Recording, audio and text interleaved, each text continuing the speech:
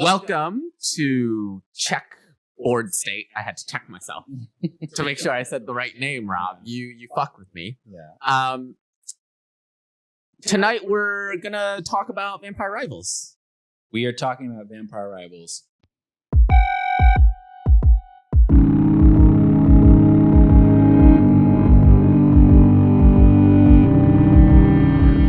So we're gonna go through Haven's agendas, and then we'll go through factions, and then we'll go through library cards at the end. Okay. And after we give our top fives, we'll have a discussion. After we give our worst fives, we'll have a discussion. And throughout, we'll probably argue a lot about why we think certain things are good versus bad. And we'll just say this at the top. I'm right. And Hong is wrong. I mean, I have no actual horse in this race because... Way to be better by being humble. I don't play this game competitively enough to have a stake. But so, I've already gone through, you've already gone through and gotten the cards. So, I'm just going to go ahead. Sure. Do you want to talk about just briefly playstyles, which might affect some of our choices? Oh, yeah, sure. So, how would you describe my playstyle? Creative. Yeah? Yeah. I suppose I sort of approach this game like a puzzle. Mm-hmm. I look at the cards and then I figure out how do you make the puzzle click? And most of the time it doesn't. And then sometimes it halfway does. And then someone else takes that halfway finished puzzle and then makes it, I don't know, break the game or something. And then I move on with my life because I don't play things that break the game. Which is a very different way of playing the game than you and almost everyone else in the Los Angeles community, really. Yeah. Although I'm a little bit different than them as well. So I would say my style is, I always like to say I'm a sculptor, not a painter, which is to say I don't feel like I'm great at deck construction, coming up with deck ideas, but I'm good at chiseling a deck into a better place representative of the meta. So I'm a much more reactive player. I like to play games more than I like to construct decks. You're like one of those good net deckers. Yes. What you're saying. I am a successful, somewhat successful net decker, as in, I know it's sort of a bad word in our circles. I think that's kind of garbage because to me, you can't purely net deck and be good at any game. You have to net deck and then bring your own thoughts to the meta because metas change and you could never catch the meta by reading a net deck. However, for me, I don't like to spend hours and hours thinking about decks. I just want to spend the game, play a game, think about the deck I'm playing, and then make adjustments quickly and then go play it again. I don't want to think about it outside the game. Just me. It's not enjoyable for me to sit down and figure out a deck. Sure. I do it less and less, I think, as the toy becomes older and older. Right.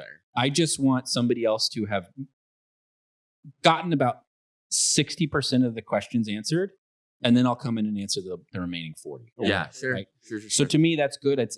And I know some people really dislike that. Whatever, you can dislike me, but this is how I like to play. I enjoy it. We can't all, sit there every week losing every game and still enjoy the game being played, right?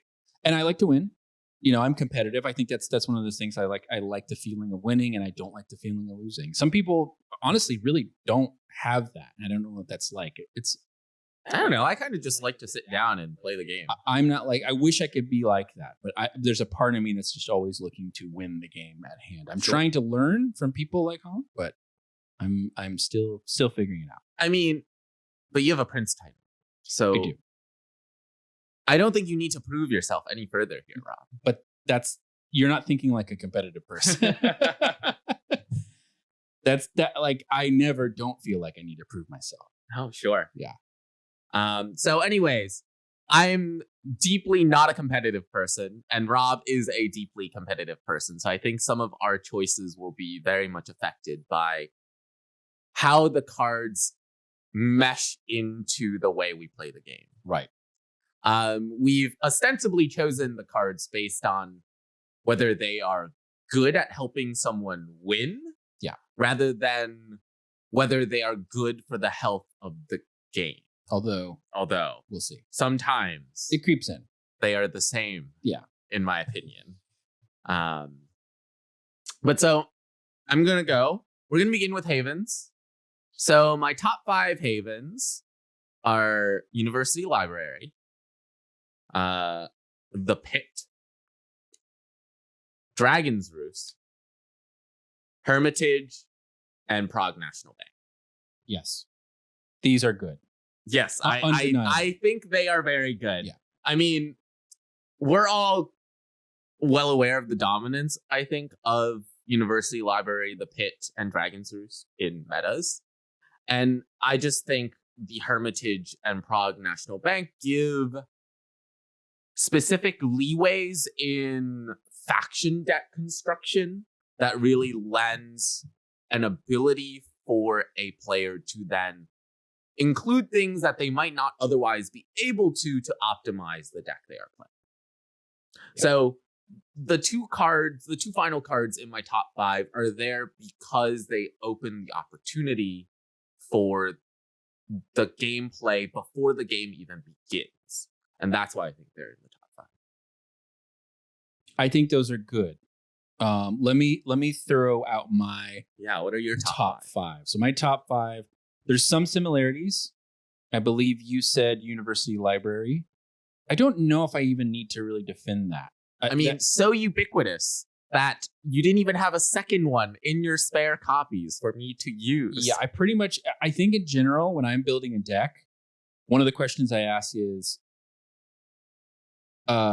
whatever I'm thinking about for Haven better than University Library? And oftentimes it's not, right? If I think about the deck and I think about, would I just rather draw cards and get to my like combo or whatever quicker? Almost always I say, yeah. Yeah, drawing 2 cards a turn is ostensibly up to 2 cards. And also in this game, it just is kind of not that hard to get blood. I mean, those 2 cards are blood. Yeah. Right? The only resource you are in fact losing for drawing those 2 cards is deck size. I don't think this is something people have really recognized, like, vocally, in that the University Library draw 2 cards, lose 2 blood actually doesn't lose you anything except 2 cards in your deck. It's a transfer. Yeah. Yeah, you're totally right. It's hard to say no to it. If again, like I said, if whatever Haven doesn't give you something better in the game than draw, it's tough. There are some other examples of this, like Traditionalist, or what's the one that's Traditionalist? High Horse? High Horse. But the problem is High Horse sets you down one particular type of path. So obviously it's better for one deck type, but not multiple deck types. So I don't even have it in my top 5, but it is quite good. My other one is the Pit, and you said the Pit. Yeah. So the interesting thing is this is still good. It got nerfed. Even though it got nerfed. Good. It is one that like is perpetually now on the bubble for me. And like I could hear arguments why it wouldn't be in the top 5 anymore. But it's another one where it's almost like a pace card. It's like getting free unhosted actions is really nice. That's more or less a draw. Mm-hmm. And depending on your deck type, it could be great. Now, here's something that might take it over, because the one place I think it's most useful, me personally, and maybe this just is my play style, is places like Strength in Numbers. So the next one here that I think it's been replaced by in Strength in Numbers decks is the Hermitage. So the savings you get from Prestige, I've played with it. It's you think it outweighs card draw. It's so nice defensively, right? You never get into a bad place defensively when you don't have to worry about Prestige. And Strength in Numbers specifically has that problem already. Yeah. I mean, it's either that or you play larger vamps than you used to play. And so it's easier to defend and play cards. But it feels so right. When you're playing Strength in Numbers, Hermitage just feels good. Which is so strange. That thematically doesn't make sense, but... So the next one is honestly just giving it up to the community. And I've never fully understood it because I've always veered away from these types of decks. But they are pretty ubiquitous. They're as ubiquitous as the 2 other big decks, which are Strength in Numbers and Knowledge is Power. But the main Wraith one, which is Mission Cemetery. So Mission Cemetery, I don't almost ever use it because I don't use Wraith decks. Part of the reason is when Wraiths came out, it was during Prague, and I think Prague was particularly mean to Wraiths. So it came out at the tail end of San Francisco, which made it even worse. But the thing is, I don't know if it was played heavily in San Francisco. No. And so it's like it came into being and more in the Prague era. And I felt like it was hurt a lot by that. Having to every once in a while have to drop off one of your things at the wrong moment would completely kill your deck. But obviously people love it because if you look at the numbers, and especially in Europe, they love this deck. They love Wraith decks. It was huge at that moment. So I can't argue with the numbers. And so that's why I said it was a top. I mean, I will say I've played Mission Cemetery in a deck that doesn't run a Wraith agenda, just because Wraiths are very good for accelerating your aggro and defending you while you're doing it. Right. Exactly. So it's both attack and defense, which is a nice little combo. The fifth one is, I don't know if I'm going out on a limb, but I'm going in a little bit different direction. It's Country Estate, because for what it does it so well. And part of it creeping in here is the fun factor. It's just so, to me, it's so thematic. Yeah. Like, it is probably one of the most thematic havens in the game. To me, it makes Invisible Army so much more playable. And there's probably arguments to be made that maybe Invisible Army isn't quite top of the tier, but it's always scratching the top of the tier and one of the best attack decks, maybe other than Wraiths. And this makes it so much more oppressive, right? And there's all kinds of weird stuff that I don't even know if everybody's fully examined with the crazy action economy. Oh, I mean, I just played that with what was the Balance in All Things, and I think I took 4 attacks in one turn with this. I just think people haven't fully figured it out, and it's like one of those things that like new cards come out, and then all of a sudden it's going to be top of the meta. I just feel that way. Just coming back to the discussion, I want to hit you on some of your cards. Sure. The funny thing is, I don't disagree with anything you said. I think everything that you had in yours would have been in my top 10. Yeah. Dragon's Roost. I think unarguably before the nerf, it was top 5. Top 5. Sure. Right. After the nerf, it feels very useful, but very, I don't know if pigeonholed is the right word, difficult to make work outside of a very specific type of deck construction. And even then, sometimes I've always felt, even when it was at its top, that it struggled actually winning game after game, because what would often happen is a lot of people who, in other words, it took a high level of expertise to win with it, because it provides you lots of opportunities to screw yourself over by making difficult decisions that are hard to read on the board. Doing the thing I've told you about. This is one of these things that I see in this game especially. It's to wrap your arms and legs around somebody and jump off a cliff. And that's a very apt metaphor. That Haven is the best at doing that. It's, I'm going to hit this person over and over again, and they're not going to win, but neither am I, right? And that's, to me, it also is a bad play experience for that, right? To me, it's one thing if somebody stops you and wins, but if somebody stops you and they don't win, it feels like, what the heck was that? I definitely agree that this is a very bad play experience card, and only really is super good in the hands of someone that is very good at reading the table. Right. But you also have to admit that there are a lot of people nowadays that are very good at reading a table. Yes. And I think the more and more people play, and the more and more we play Dragon's Roost again, right? The issue is after the nerf, people stopped playing because we also went to Prague, and Prague had its own issues with Dragon's Roost. Which benefited Dragon's Roost in the decks that it does play. Right. Because it's a surprise. Right. And when it's a surprise, it's actually really nice. Right. Yeah. I think it fluctuates, but on principle, I think the effect that is printed on it is so rare as being like one of the only cards that can really do what it does. Like, it's one of the only things that can stop hunters from immediately winning the game. That's true. Yeah. Right? There's really nothing else that can do that. And for that, I think Dragon's Roost really wins. Yeah. It's in my top 10 still. Yeah. And I could see, even in my top 5, I could see an argument taking the pit out, even though you have the pit as well. I would take the pet out, maybe put Dragon's Roost. It was something I was kind of considering. The other one that you have is Prague. So this is one that I almost agree with, except I haven't seen the potential actually achieved on it. Mhm. The thing is, I think it's in theory, when I read it, I think there's got to be a good use case for that. I just don't know if it exists yet. I mean, the theoretical question is, in the game of Hermitage versus Prague National Bank, is the +1 secrecy better than getting 5 prestige straight out the gate? To me, this is how I feel, and you could maybe disagree. What Hermitage asks you to do, or what it likes, is wide. What Prague National Bank likes is tall.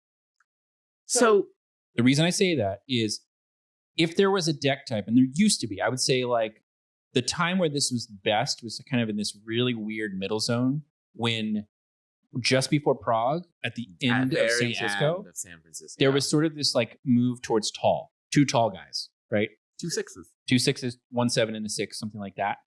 To me, that's where this kind of thing shines, is doing a bunch of tall vampires, right?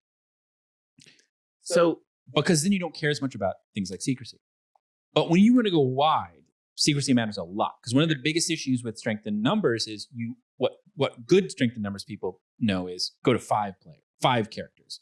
Because if you go to 5 characters, somebody can't disrupt your points, right? They have to kill 2 people. I will say, this is only secrecy in the Haven. It matters.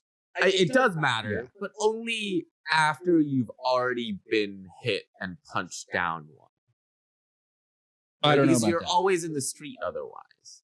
Yeah. Right? It's not just that. So the difference between them is not just the secrecy. Sure.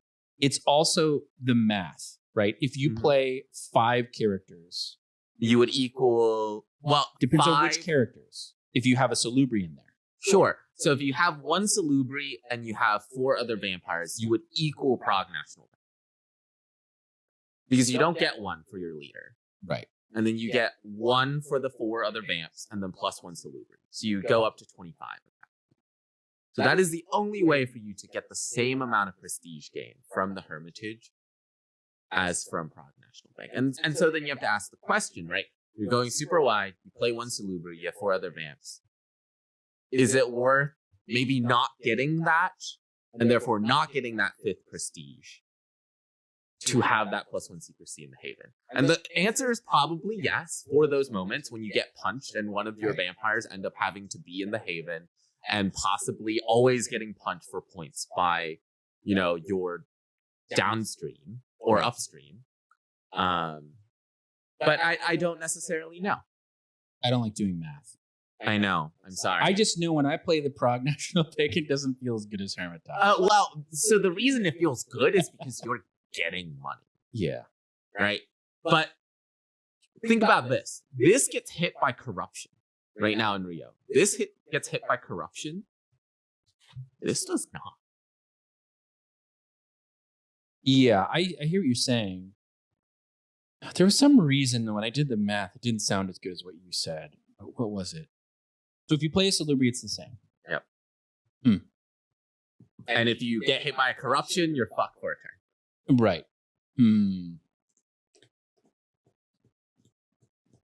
That's interesting. I still I think think this is ultimately better than Prague National Bank for a number of reasons, in that this doesn't have the clause where if it gets removed, you lose prestige. And why is that bad? Because future proofing. Okay. But right now, you're Right almost now, making a there case that they're is, the same. if you're playing it safely, Yeah. there is no way for you to lose the 3 prestige. And I think the main thing is that was to make it so you couldn't do backpacker tricks, right? No, that still works. What was that for? When in this game do you ever turn it face down? Or turn No. remove it It's from- not even face down. It's leave play. When is that? So now it's with the nerf on Doom to Roam. You discard a Haven. Okay, and you so swap it just Doom to Roam. out. Just Doom to Roam. All right. It Yeah. was definitely on my list because to me, it's I could quite make the case. It's just a matter of taste, I think. Ultimately, like, I think Country Estate is very good. And I've been experimenting around with it now that there are more vicissitude. Right. Protean, sorry, not vicissitude. More protean vampires out there to trigger the ghoul. Yeah. Because before you were kind of locked into Tsumitsu, but yeah. Top agendas rather than bottom havens, because I think we have less to discuss about top agendas. There's a lot of good data on this. That's why it's a little hard. I know, and I don't know the data, so please enlighten me on the data. I'll tell you the data. Which is not perfect anyway, but it's the best data we have. Yeah. So I'm going to begin with my top. It's going to be knowledge is power. Okay. So controversial. I think there's a huge problem with knowledge is power that I've been saying since day one of playing in any sort of a competitive game. Yeah. And it has just never been really addressed. And so until it does, I think the game fundamentally is broken. And I think strength in numbers also fits the ballgame. That's why strength in numbers is my number 2. Yeah. I don't know if broken's the right word. I think that there's a lot of dead agendas. And I think part of the reason is knowledge is these 2 cards, right? They make a lot of the cards they will print in the future and have already been printed kind of irrelevant. I will say there's a lot of variance though. Sure. The data does tell me there's a lot of variance in people who win. The next card is going to be Wake the Dead. Okay. Because apparently it's super strong. For whatever reason. Still don't understand. Super strong. And then the But next 2 cards are going to be controversial because they've been nerfed, both of them. But I think they're both super strong for their own reasons. Raising the stakes. Yep. Because Love even it. now, My favorite. it's still super strong. To me, I think it feels the best of all the agendas. I'm going to throw Sure. that out there. To me, it's the most fun. I mean, to me, it's the agenda that still can score you 9 agenda in one round. Yeah, if you play it really right and you get lucky and stuff like that. Yep. 9 agenda. No other agenda can get you 9 agenda in one round. And then number 5 is Ritual Master, because it is the only agenda card that draws you a card. Yeah. It's pretty strong. Okay. We'll start with things that are similar. Knowledge is power. Here's my story with this card. This has given me the most wins. Okay, this has always been there for It me. won you the Prince. Yeah, I always want to win with raising the stakes, but the only one that's actually done it for me is knowledge is power. Okay. Here comes raising the stakes. These are my 2 favorite. It's hard for me right now. It's hard for me to convince myself to play anything else other than these 2. Even though raising the stakes doesn't have near as many wins as knowledge is power. I love raising the stakes. Yeah. It just feels good. I love the way it plays. You feel like a threat, but nobody can quite figure out how much. Yeah. And that is fun in this game. Knowledge is power has become so difficult I can to get math over on out somebody. if you can win the next turn. Right. With knowledge is power. Right. That's very easy for me. And I think because I played with you so much, I can half do the math with raising the stakes. It's not impossible. It's but just because harder. it's face down, I can't actually confirm if my math right. is correct. And here's the thing with knowledge is power. So even the best players. So here's the nice thing that knowledge is. So in this game, if you don't know, and maybe when you're playing at the highest levels, oftentimes you find that the sweet spot is being able to burst ahead when other people get stopped. I mean, this is multiplayer games, right? Right. So it's a lot of waiting for your moment. It's not about just racing ahead. It's about being able to race ahead. It's about being able to pace with the table, but not looking like you have the victory. Yeah. You want to look a little bit less like you have the victory than everyone else. It's a very difficult thing to do, and mostly in people's heads. So it's a difficult place to affect. It's not even in the cards, right? It's how you play the game and show yourself to. I mean, this is the hallmark of a good multiplayer. Yeah, it's what we like. I think those of us who like this game, it's probably the best part is the multiplayer aspect of it, and the difficult part to balance. But that's why I love Raising the Stakes. Raising the Stakes gives me all these opportunities to just two interesting things during Yeah, the game. but it's so easy to do the math wrong and then lose the game because you've done the math wrong. That's just a matter of playing it a bunch. It's the same with Knowledge is Power. So here's my story about Knowledge is Power. Can you believe there was a time where people thought that was a bad agenda? No. And it was so hard. So Ed, we play with a guy named Ed, and but he may be on the podcast at some point. He's a character. Yeah, he is a character. But he built the first version of this for me early in the game, because this came out in the first expansion. Yeah, it's Blend Alchemy. Yep. Yeah. So he built it early. And again, this is my style. I never am the first to jump on a card. But when I see something that works, I'm like, there it is. I saw him play that and I went, that is the fastest agenda run I've ever seen. And I've still never seen anything faster. And both of us played those decks and everybody thought they kept on saying like, this, it's not good. It's not that good. It's not that good. I can't tell you how ecstatic I was to win that Prince when I won it. I mean, the problem here is, right, people at the beginning didn't seem to understand that getting 2 free points every turn for doing nothing is crazy. And now the only people who say, I think most people say there are downsides, right? The downside is in a multiplayer game, you are obvious with what's going on. Yeah. So now the art of making Knowledge is Power work is finding as many points that nobody can stop. Yeah. And not about some of the things that it started with, which is you could just go to the street, get a point, who cares? Now it's really hard to do that. If somebody's playing Roost, you're out of luck. Like you have to play a totally different game if somebody's playing Roost. Anyways, it's a little bit harder to win now because of things like constant surveillance, right? So you have to have an answer for constant surveillance, right? So, and oftentimes you just don't, or you have to get points somewhere else, right? I mean, the answer is play your own constant surveillance. That's part of it, but also I'm always building in extra points. So things like Golconda make a big difference, right? Anyways, it's not perfect now, and it never has been perfect, but it's always been the fastest agenda runner. But it's obvious. Raising the stakes, the main thing that like even really good players can't deal with is if you're sitting down at a table and the other people, you can tell that they're about to win. It's hard to go after the raising. Exactly. So because there's some thought that they don't have it, right? If it's like that person has it, I know. And that person might have it, but it's not for sure. Even if they probably have it, but I can't confirm it. Exactly. You have to make a choice based on what you have. Yep. And like sometimes you make the choice on whoever's next, right? Yep. But sometimes you just have to go, I gotta go with the thing that I think is gonna happen, right? Mm-hmm. And it's a very minor thing. And obviously, like it hasn't won a lot of tournaments, so it's not like it's the, perfect. I think it's because it's hard to consistently do really good math under high pressure. I haven't run into that problem. For me, it's the same problem I run as Knowledge is Power, which is people still just throw a million things at you. And I mean, constant surveillance. When we get to the library cards. And honestly, what happens is, and the reason I like it is because it's got the only answer to constant surveillance that exists in the game, really. Other than there's like a couple, but it's the best one.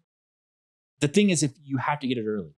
Yeah. Like if you're playing, you have to set it up early, and then you have to sit on it and hope somebody does it and not get points off of it. Yeah. Which is not easy to do. Like it just takes effort to make sure it's like sitting there ready. And the timing on it is very specific, so you can't even trigger it when you might want to trigger it. Right.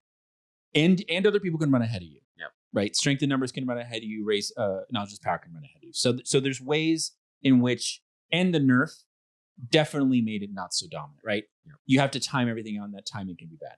I've never run into a math problem. It's always timing. And it's always situational because it's by nature situational. Yeah. But I've gotten so close. And I have a feeling it's a matter of time before this hits. It just needs more traps that are playable. Oh my gosh. Traps is exactly what it. So one of the other, like you said, the thing you said, which is a lot of traps are bad. There's some great traps, but there's not enough great traps to make it like foolproof. Yeah. It's like there's 2 traps really maybe 3 that are good. I mean, the issue right now is because you can only get the 2 points on a flip once per turn. On your turn, once per person. Yeah, exactly. Yeah. On your turn, you're only flipping 1 card. Yes. And if you have 2 conspiracies, You're out of luck. you're out of luck. I mean, your timing just was bad. So you have to run 6 to 9 traps because you need to get them out. Yep. So it's like which 3 traps, and it's pretty much always the same. And the problem with that is they're locked, each one, smartly by Renegade. One of them's in Ravnos, one of them has presence, and then there's some kind of okay ones but then that one has animalism. So it's like it's just weird stuff where it's hard to make it all work in one deck. Yeah, spiders is strange. It's fine. Yeah. I run it, it's okay. But it's more like it's easy to make happen. It doesn't do much for you. Anyways. So that's raising the stakes. And then strength in numbers. This one is It's problematic. It's been good since the first set. there's balances to this, but here's my thing on strength in numbers is the reason why it keeps on winning is because again, it's even better than raising the stakes at people not understanding that it's going to win. Yeah. And it inheriting the victory. When you see 3 other decks at the table or 2 other decks that need to be stopped first, I don't know how many times strength in numbers just goes, well, I win. Well, I get Yeah. by 4 points this turn. Right. It's like run ahead, stop. We couldn't stop him in time. Strength in numbers wins. Because you're getting 2 points. Like Straight up for doing nothing. And if they build their deck right, they have 5 people. So you have to kill 2 people, and in this game, it's almost impossible to kill 2 people. Like unless the entire table throws something at the person. and then they're losing the game. Yep. For another reason, right? Yep. To somebody else. So nobody wants to do that. Nobody wants to throw enough attacks to kill 2 people.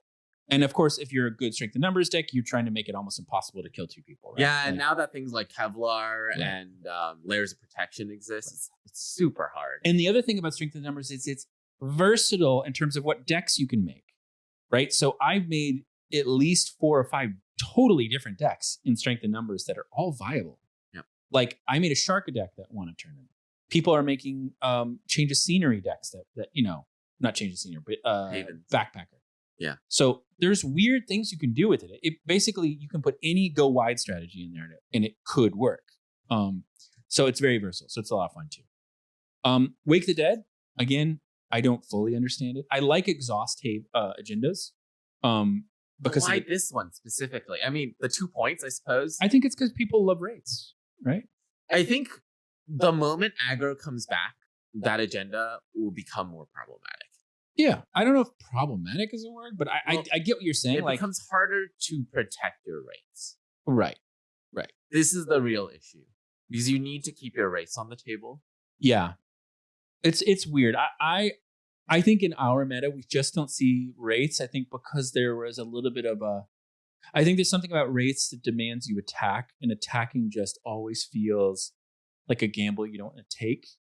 And I'm sure people out there will disagree with me. And I there are don't know how people that different it is disagree. from strength in numbers, for example, right? You attack Except 3. this one is, I feel like strength in numbers is easier to set up, It is. right? And allows you for more different types of deck types to respond to the meta. Whereas Wake the Dead, Yeah, you it's kind of get super stuck. meta contingent Yeah. right now. That's my opinion. But the But numbers don't lie. say it's very good, apparently. Wake the Dead wins a lot. And I wonder if it has the same situation as Strength in Numbers where it inherits the victory because all the other people are like basically like stopping each other. And so Wake Maybe the Dead, it's very good at stopping people because Wraiths has a lot of answers to things. that could also be it. I don't know. Like, But it is. It wins a lot. yeah. The one that I think is up and coming that still hasn't dominated, but if every time I see it at the table, Good Samaritan. So there's this one's kind of I'm on a limb here. So people like Ritual Master might be correct. I mean, I think you make a good point with the draw. I don't play it that often. I have issues with rituals, not the ritual agenda, but just playing rituals. I don't like giving up my blood to do a thing. I mean, that's the type of player you are. And I also don't like spending 2 actions. I know you don't always have to, but it's either 2 actions or 2 people get. It's like I just don't like that. I want to have the ability to do lots of stuff and not be pigeonholed into certain action. And really good ritual players will probably big time disagree with me, and they figured it out. But it's just not something I've explored enough. I mean, So I hear Justicar was a ritual player. well, that's when. So by the way, The nerf at did that moment, so I just want to go on the record. It was the best agenda that was ever printed. It's true. Pre-nerf, it was amazing. And what I was surprised by is How little people played only it. 2 people went to Gen Con with it. Yeah. To me, that's crazy. And I was like, one of those is going to win. I promise you I said that before. Like I said, one of those is going to I'm win. sure we all said it. I don't understand how people didn't play Rituals. And sure enough, 1-1. Because even in a mirror match, there were enough blood sorceries to make it work. Exactly. It's just, I always like to make this, it did everything you want to do and had no downsides. Like, other than the downsides that every deck has, right? But there's no specific downside, like I think raising it the even stakes goes or around knowledge the power. downside of a That's- lot of decks. That's the thing. And that's pre-nerf. Post-nerf, we're back to the state where you're still in this problem where, like, rituals are just clunky. People know how to work around them, but to me they're clunky. So it's just like I mean, I've been playing Ritual since I started playing this game. I don't necessarily think it's clunky. I still think it's good. But people say that about like conspiracies, and I still feel like pre raising the stakes and traps, they were very clunky. But that's just my opinion. But Good Samaritan, Ravnos, they were clunky. right? And traps. I don't know if, because I think people can win on conspiracies without needing traps. I don't think very often. I think it's a B plus at best. But that's my opinion. We can discuss this in Yeah. a future episode. Good Samaritan, it's on a limb. And the reason I say that is the deck that runs it really wants one of 3 cards in their deck. And this is why I don't run this particular deck. You need more things that heal on an relentless window. Right. But when somebody puts this at the table and I'm playing and they get an Obeya, it's amazing. It's an amazing deck. If they never see an Obeya, it's dead, in my opinion. Well, That's why it's kind of hard for me to put it in my top 5, but I'm sort of, again, future proofing. yeah, I have a feeling like it's going to get better to the point of it being like dominant. it needs one more, because now there is that reaction that can heal, and that's an off-turn heal that Right. gets you a point. Right. That's super. It's not just powerful. Obeya. It's just hard to make it Yeah. as good as the other ones As without soon Obeya. as you get like another 2 cards Yeah. that relentlessly heal, even like as a reaction, Yeah.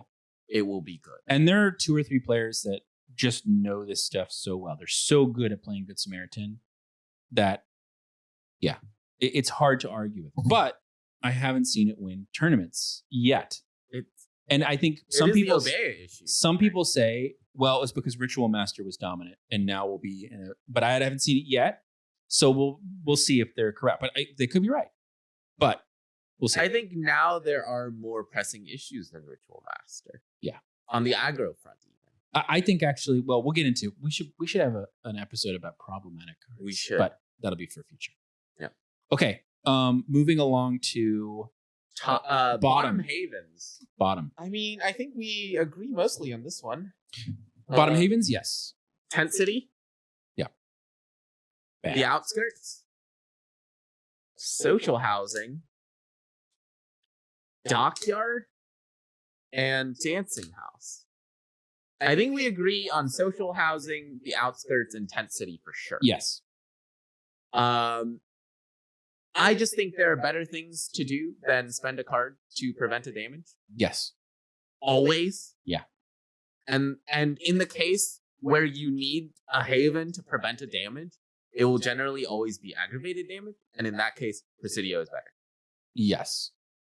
Right? You will Funny you almost should never mention that. need your haven to prevent aggravated damage. Funny you should mention that. So yeah, go ahead. And then Dancing House, I think discarding a card on your turn, once per turn, to move attachments around is just not good. And I never see a situation where you would use it. I will. So I have thoughts on that. Yeah, sure. Okay, those are good ones because they're all pretty bad. I have like one big critique or difference of opinion, and then some small differences of opinion. I think we agree on some things. Dockyards, totally agree. preventing 1 damage. I think they could, like Renegade can be forgiven here because it was early in the game. This was a core set. It's hard to know real, like a lot of times you make cards to determine the value of X, right? Yep. What is the value of a defense? Blah, blah, blah, blah, blah. So it feels like one of those cards where they were trying to feel it out, right? What's good in this game? But this is not good. And I think it's not good because damage is not coming at you in such an intense way that you would want to waste the positive potential you would get from a Haven that gives you your win con or helps you with your win con. This only prevents something bad from happening. And it's not even the best at that. Yeah. So that's that one. Similarly, as you said, Outskirts is in the same thing. Min 2. Who cares? Why would you? Of all the things, if you could draw a card, who cares? Yeah. If University Library, if you don't even care about the 2 blood that you're giving up for University Library, Why would you care? why are you spending all kinds of time trying to min? It's silly. I would say Dockarts is better than the Outskirts. Oh, yeah, right? for sure. Because For sure. I mean, you even have to discard an animal for that. Like, crazy. Like, why? you have to spend the blood to mend the blood. Right? That is what this card says. The Outskirts is awful. All right. And that's a little bit harder to understand because that was like the second set. Anyways. Tint City. I think Tint City is kind of on the bubble. We've talked about this. It's a promo, right? Only because there could be weird reasons. Like, there could be weird metas where secrecy matters. I think right now it doesn't all that much. If there was a more aggressive meta, like I think in San Francisco, it was a much more aggressive meta. So secrecy felt better. And there was other things where it was like the SAD worked in a way where secrecy helped you. So as a secondary Haven that you would use in a backpacker deck, it could in some cities have some sort of use, but it's not good. In general, compared to the other If you Havens. need a secrecy in the streets, I would just put in a converted bus. Fair enough. And converted bus is better, but converted bus takes you a particular. Anyways, yeah, it's not good, but we'll just say it's not good, but it's Yeah. like, it's maybe not the worst of these. So here's where we disagree, and I was surprised by this. Presidio. And I think people have made this argument to me before, but I still don't understand it. Sure, it helps you against SAD. Until When is the last- antagonist does not deal aggravated damage. When is the last time anybody's been killed by SAD? I think my problem here is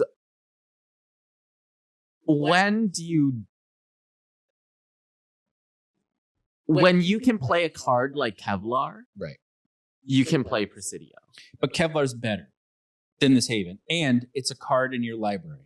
So there's a big difference. This is taking up a single slot. So you have only one Haven, and you get it at the beginning of your game, so you can use it the entire game. But I think Whereas- the number of decks we're seeing that just run Backpacker for utility purposes means that things like Presidio that are guaranteed utility I'm just is saying. good. So, and maybe my thing is in comparison to, because I have a problem with Dancing House. You have a problem with social housing? No, that's my. Yeah, all right, cool. So social housing just doesn't do anything you want to do, like ever. I really it don't says- understand what It says when they your leader wanted defeats a social city deck housing to mortal, you do. may move a retainer from a character you control to another character you control. Does not trigger attach effects.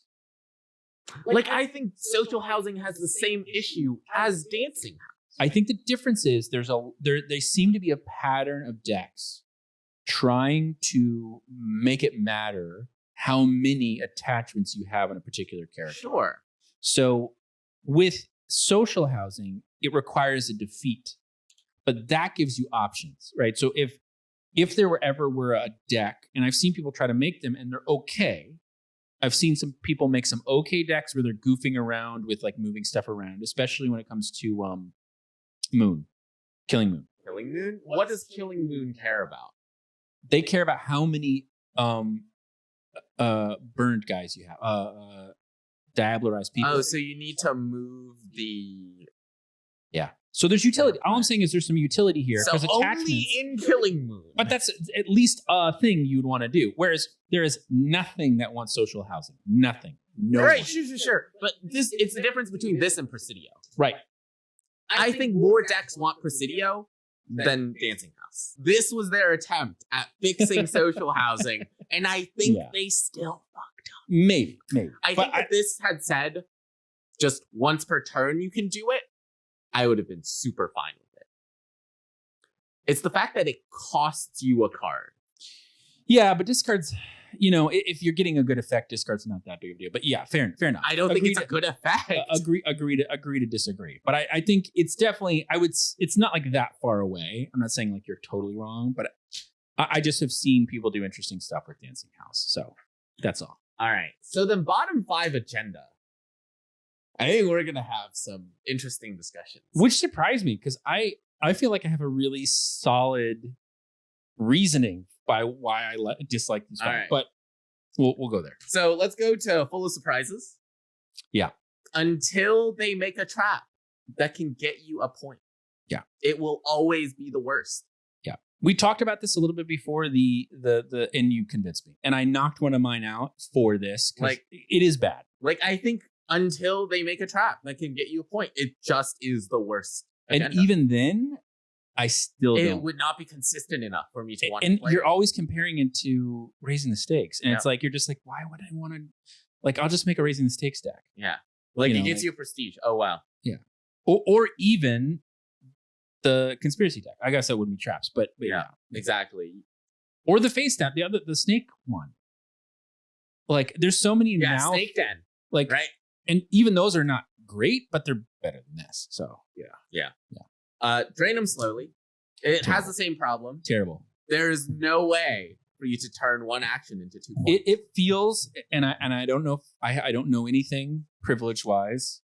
I'll just say that, but it feels like a card that used to be way better, and they had to nerf it. That's what it feels like. That one, Oh, like during play test. Yeah.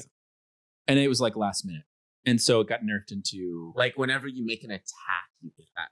Observe and report, because until I'm proven wrong, yeah. this card cannot get you more than 1 point per action. Yes, I hear you. Good reason to say it's mediocre, but we'll continue. Sure. Yeah. Disheveled Shelves. Because the moment this card is good, the game is bad. Let's see. So this card should never be good and therefore is bad.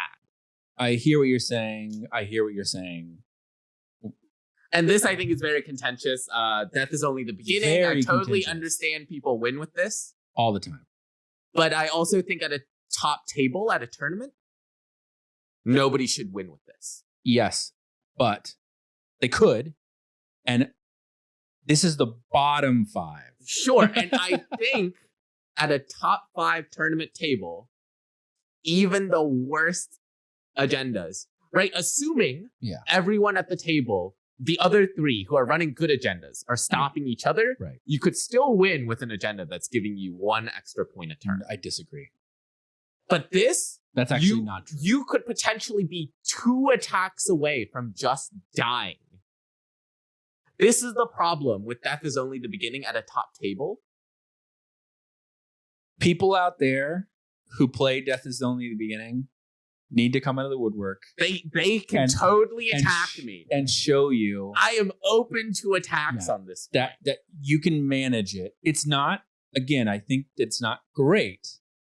I think it's definitely not near the top, but it's not. Like until worst. Hikata is good, I don't But think you this said, but card. until. So there's a theoretical until. But they're not going to make Okay. Hikata good. Fair enough. Okay, so that's your 5? Yes. Okay. Drain them slowly.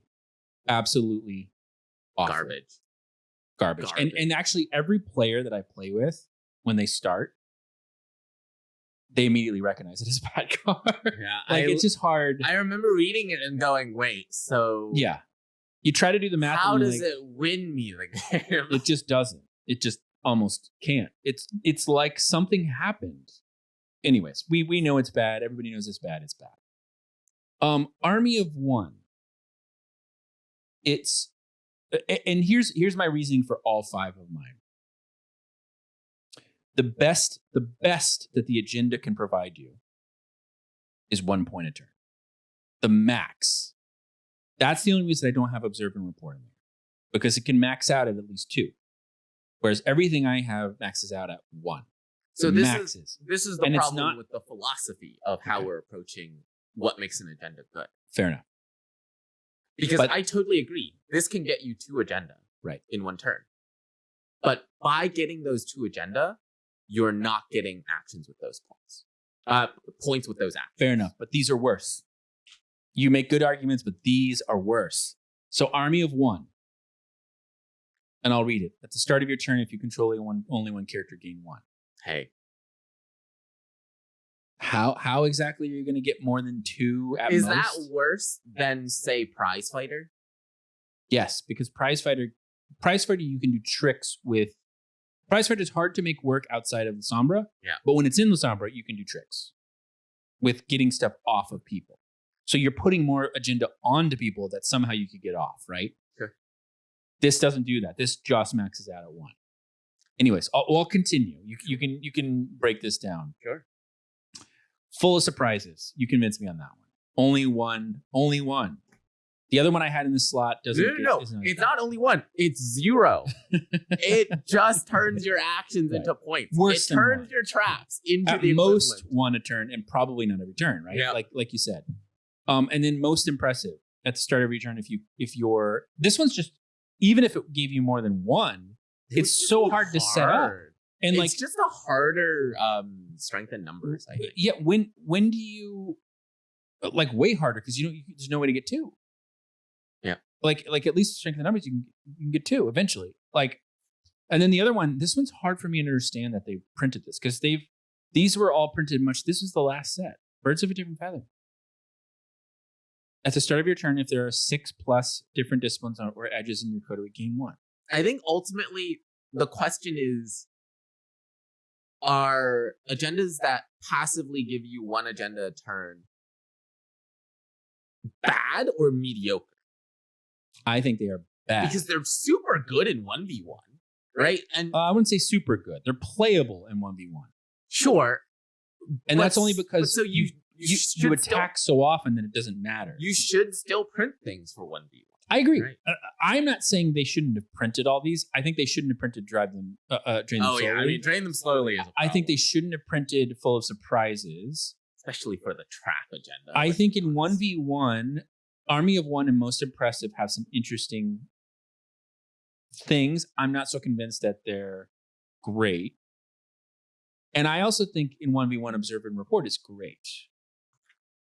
Well, maybe great's not the right word, but it's playable. in 1v1, observe and report only gets you max 2 points a turn. But it rewards you for things in your 2 actions that 1v1's weird. Yes, I'll say it's 1v1 is weird, weird. I okay? agree. Like, Traditionalist is considerably better in 1v1. Oh, it's Like- I mean, I would argue Yeah, it's maybe probably- the best, but I'd say it's like in it's 1v1. the best combo deck in 1v1. It's one of the best vampire decks, especially. I Yeah. think Hunters are really good in 1v1. So, Well, I mean, but- hunters are really good in multiplayer. but they're especially good.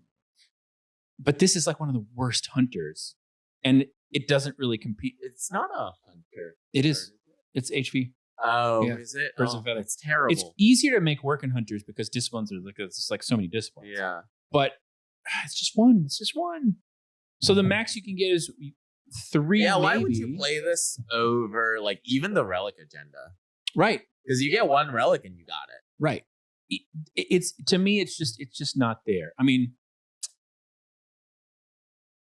I think there's a pattern here across ours. There's some slight differences, but the pattern is, if you're a new player and you're looking for a deck that can win you a tournament or like get you into top table, It needs to get you 2 free points. you need to be looking at trying to either to get 3 to 4 points a turn, right? Because Strength in Numbers can do that. Ritual Master can do that. Knowledge is Power can do that. Raising the Stakes can do that. And Wraiths. Wraiths, Yes. yeah, Getting 1 yeah, wraith they can gets do you it. the 3. Yeah. You can get 3 or 4. Yep. So you need to be thinking you should get at least 3 or 4. If you want to win a tournament, You need to be getting 4. you need to be able to get 4 on some turns. Yep. And have the capability to do it or more. And so things like Ritual Ritual, when it was, pre-nerf, was amazing because it could get like way more. Same thing with Raising the Stakes pre-nerf. It could get way more. So even now it can, but it's a little harder, So that's what you got to look at. And none of these things we just put out will get you there. Like, my argument is that the reason why I'm most surprised is Death is the Only Beginning is because you could. Because it can get you there. Like, if you set it up, it's just harder than all the other ones we mentioned at the top. But to me, that makes it medium. I think it's counterintuitive to how the game is played. Fair enough. But I just feel like there's people out there that have made it work. I mean, I'm sure those people can attack me in the comments of the Renegade Discord that I never really look at ever.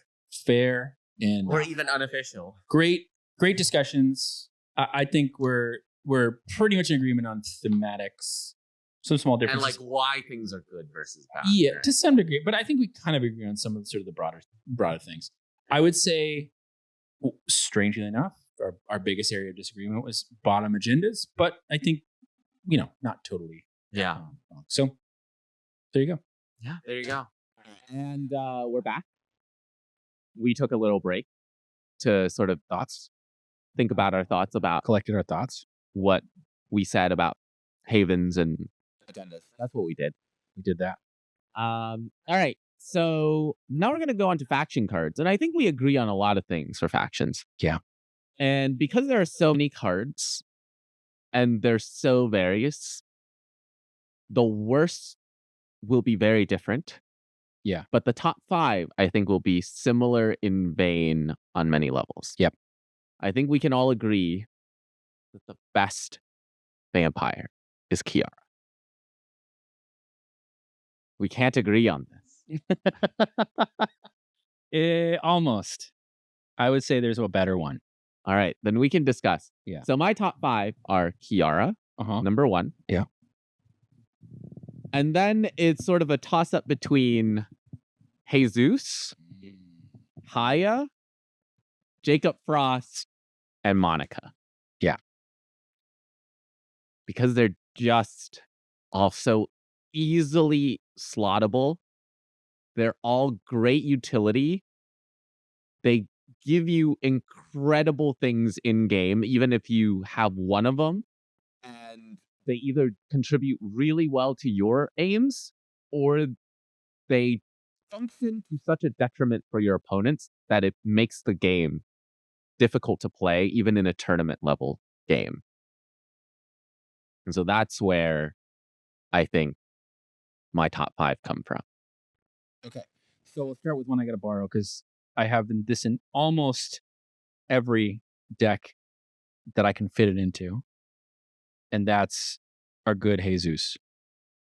Again, can you believe there was a time where people thought this was a bad card? Myself included, because I did not understand the game. You did not understand that getting a free point is amazing.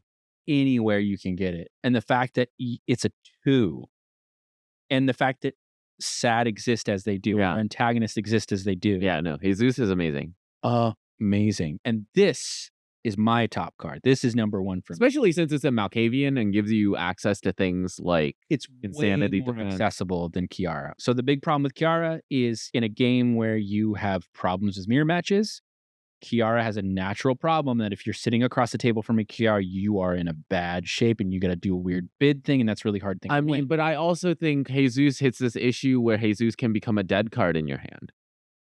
Not as often. Even when there's a mirror match, people want to kill Jesus so often that you can make weird deals with people with Jesus. There are games I played where somebody kills a Jesus and then I play my Jesus. Stupidity. That's multiplayer games. The card that gets burned the most in this game is Jesus. And the card that people care least about getting burned is Jesus. So it's just, people don't care if it dies. In fact, it's kind of nice because then people can't use it against you at the end if you're about to die from prestige. So the only downside to Jesus is it costs a lot for that point.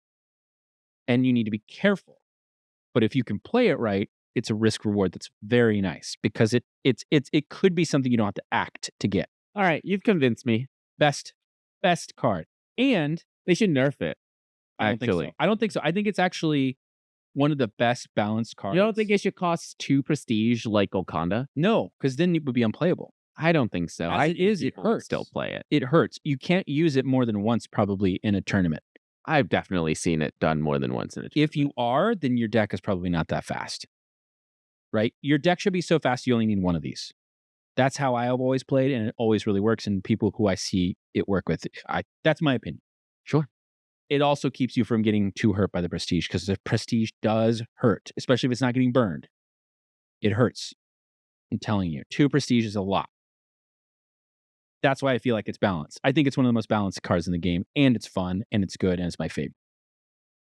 And it gets you Valkavian cards. And there's Hearing is a lot of bias. Yes. Well, yes, of course. But it's always done me right. Jesus is great. Number 2, Jack. This is a tough one because there are people who don't like it. But for me, again, 2s have a natural. To me, they're the easiest thing to fit in anywhere. If you want to get another clan in to get some cards, 2s go, well, it's a low cost. You can just slot me in. You can play me at any time, and you can get those cards that you want. Jack comes in a lot, and guess what Jack does? He draws you cards. And you get to keep what you want. You get to keep the one that you want. It's freaking love this. The only problem with it is animalism kind of sucks. So that part, I mean, yeah, almost all of his stats suck except he's 2 BP. Exactly. And he gives you a draw. And that's worth it to me.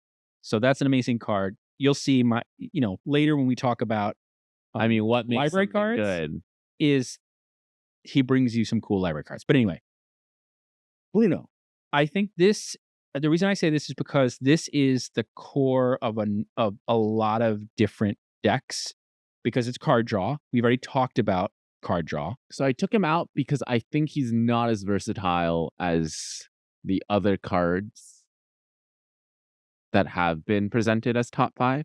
Fair enough. I'm going to go with it.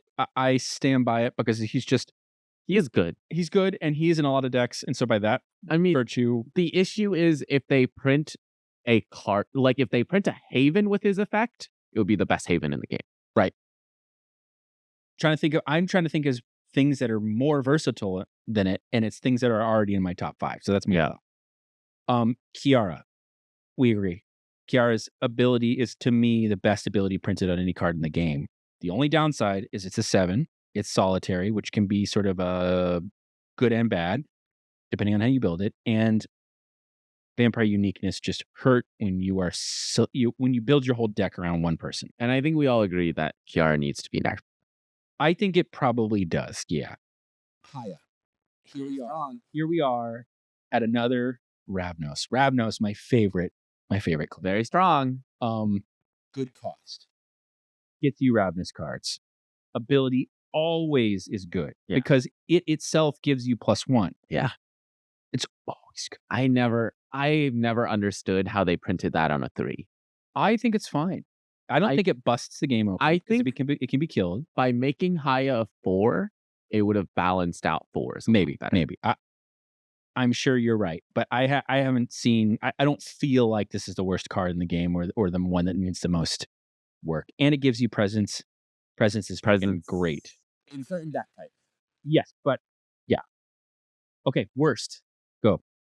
Worst is hard for me, so I'm going through Kirill. Okay. Because the effect on Kirill sucks for a 6. Yeah. I'm going to do Randolph Mars for the exact same reason.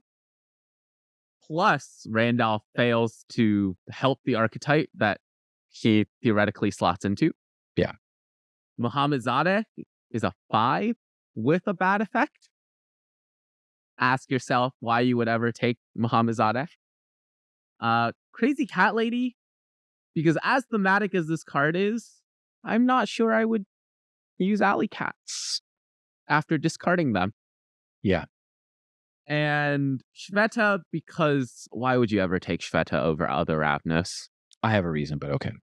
It is one of the worst Ravnos, but that's in a clan. It is the worst Ravnos. Right, but it's a clan of great characters, so its worst is better than but you have to think about it, right? If it's so bad compared to the rest of the clan, it means she is basically unplayable. I don't know. I disagree. I'll make some. Sure. We'll go back to that. I also want to go back to some of your choices up top as well. Sure. Top, but we'll go over my worst as well. So I have RT Thassos. This ability stinks. I mean, it's a promo card. Yeah. It's Also, probably the worst Gangrel, right? probably. I don't like Harry O'Brien, but at least he's a 3. So there's like ways that you just want to slot him in for pricing purposes. Yeah. Whereas this is a 4. So it's like 4s with bad effects. not good. I think 4s and 5s, I'll make a case that they're kind of the bad spot in Rivals. You kind of want to get with the cool stuff that's on 6s or get with the cheap stuff that's on 3s and 2s, right? Like 4s and 5s, it's like, They need to have good effects really to good. take them. Really good. Yeah. And Thassos stinks. It used to be a lot better.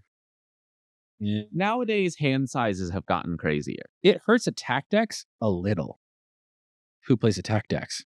Well, nobody, right? Nowadays, it's not visible. I mean, these kind of cards get printed. It almost makes you think that Renegade hates attack decks too.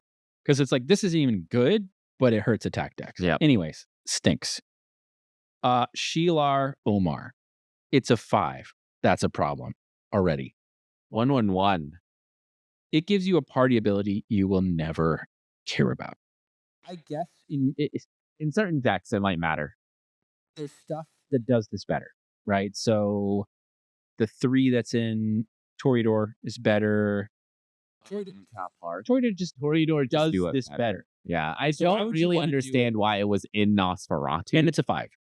And I make the case that 5s are tough, and so you want to have something really good, and it's no.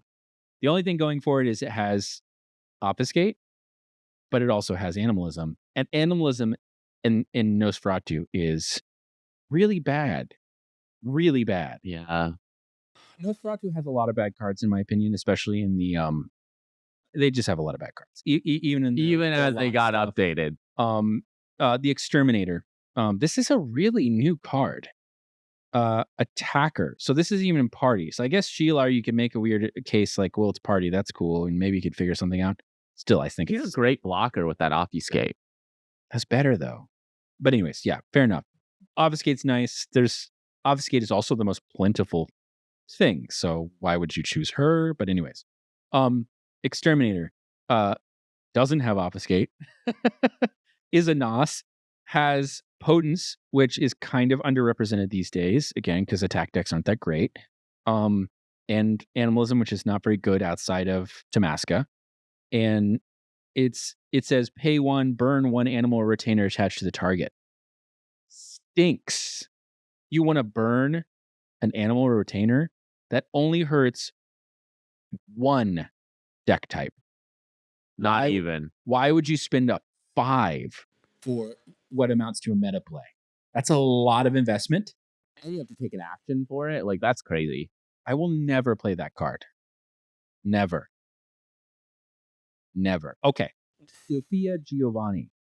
The only thing good about this is that it brings Giovanni into the Rivals universe. Other than that, I don't know what the deal is. Number 1, Hikata never get much use out of Fortitude. It's a torpor ability. You made the case that the torpor stuff isn't that great. I think it's one of the worst torpor abilities. So the other ones almost all of them I would take over this one. Yeah, you want the small ones. Right. For each Wraith you control, put 1 of your color from the general supply on the target character. You're playing Wraiths and Torpor.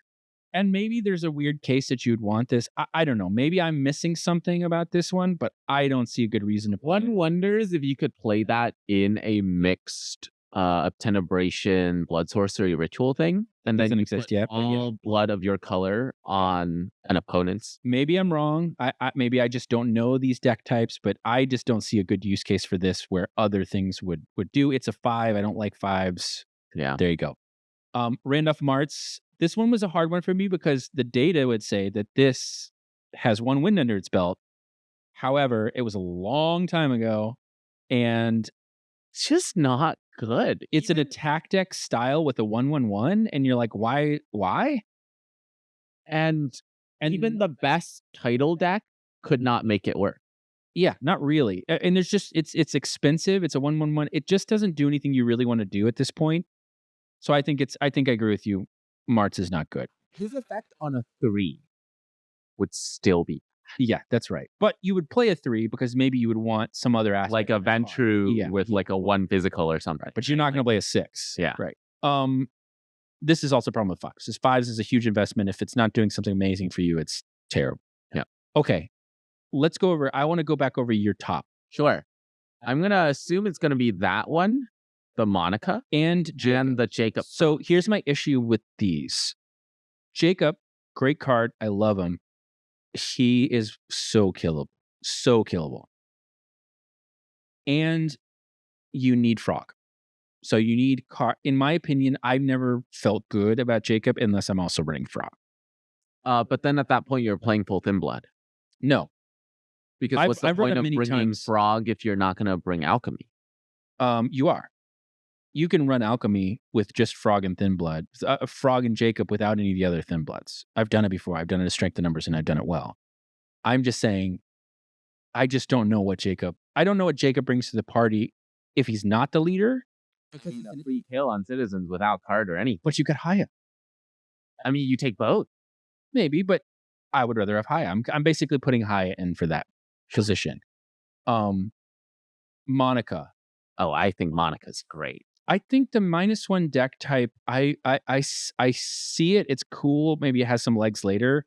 I think Monica's great for that. Outside of that, I don't think it's that great. Monica is great if you are good at math. And if you are really good at recognizing meta cards, right? Yes. What is playable. But I don't see this Haya sitting deny a around. 5 Tenebris. Great. But like how big of a deal is that? It might matter. It might matter, right? Like it can be disruptive, but so here's the problem. Disruptive is great in this game if it's on the way to make points. Mm-hmm. Only in the -1 deck type is that going to be on the way to make points. But she does it for free. But it's an exhaust is not free. You know, in terms of defensiveness, it is not an action. It's not as expensive as an action. I'm not saying it's bad. I'm just making a little bit of the case. Like, I don't know if it's in the best 5. I think out of general utility purposes, it is. I don't feel that, especially since it has no relevant stuff.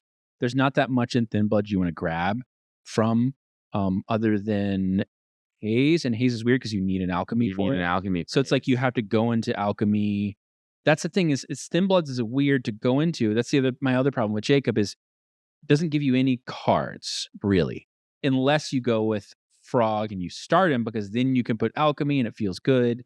Like he kind of says, you need to bring a whole package with me or you don't bring me at all. For me, Jacob is the only way I take Molotovs nowadays. Yeah, but Molotovs are not as good as they used to be either. Well, yeah, because the only way to take them is if you take Jacob. Right.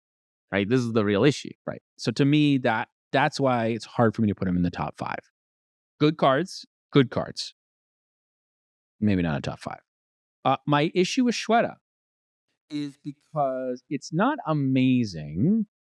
It's got a bad discipline into animalism, but that might change. Card support's around the corner, we hope, for animalism. I mean, maybe, but it could happen. And then think about this. Any agenda drain is workable in the right hands and with the right combination of cards. So it is a relevant ability that you want to work. It's just it kind of doesn't work right now. Yeah. That's my only issue with being in the bottom, right? It's not that bad. Like compared to these other cards, I just don't think I'll ever run, even in like... I mean, we could just go through the entire card pool and pull out all the 5s with terrible abilities. And there's more than 5 of them. Yes. Right? Like we don't have to go beyond all of those 5 VPs. But that's what I'm saying is all of those are worse than Shweta. So that's my only argument with Shweta. The argument I have with Crazy Cat Lady is attaching 2 things is a lot. You don't want to do it because of this, but like imagine a world where you would want to attach that many things all at once. There is a world, which is the animal agenda that gets you a point for every animal attached. And even in that deck, you don't run Crazy Cat Lady. I've seen people do weird stuff. Not great. It doesn't like blow my mind. It just feels like there's some space. I know I've heard of a new deck coming out where people run Mohammed. I think the thing with this is What are you doing with the influence? Yeah, I think it's more the reason why you would run this is you need Toreador because there's some cool cards in Toreador. You would want to have something that gives you influence on your character, like one single character. Sometimes that matters. And then I'm not saying it's great, but I'm saying that there's a weird external, side case that this could be playable. Probably not great in this meta, but it's like somewhat playable. And compared to all the bad 5s out there, I don't think it's the worst. It's bad. I've made the argument your way and my way enough that somebody along the lines has said, here's this weird little case for Muhammad that makes him not the worst, but in that sort of terrible middle ground where it's like, I still probably wouldn't run him because there's so much better out there, but I don't know if he's in the bottom 5. I think the problem here is out of all of the Toreadors, you would never play Muhammad. Yes, but Toreadors always give you cool Toreador cards that I always want to play. That's my argument. Whereas, like, I don't want any Nosferatu cards. There's no Nosferatu cards. Excuse you love off limits. I do. I love off limits, and I have Thora for that, and I'm done. I never have to run any. And if not Thora, then Bobby Handsome, right? I love Bobby Handsome. And if not Bobby Handsome, I've got what's his face, the trap guy, Omnis. So I've already got 3 Nosferatu that I'm going to run, which I often choose not to for meta reasons. And I run all 3 of those before I run any other Nos. And the only card I want is off limits. Yeah. Like it's and only in one specific deck type. And I have an option to switch between that and Fada, right? Yeah. So only spy games were better. Cool. But all right. Yeah. That was all the faction cards. Faction cards done. All right. So then we move on to library after we take a longer break.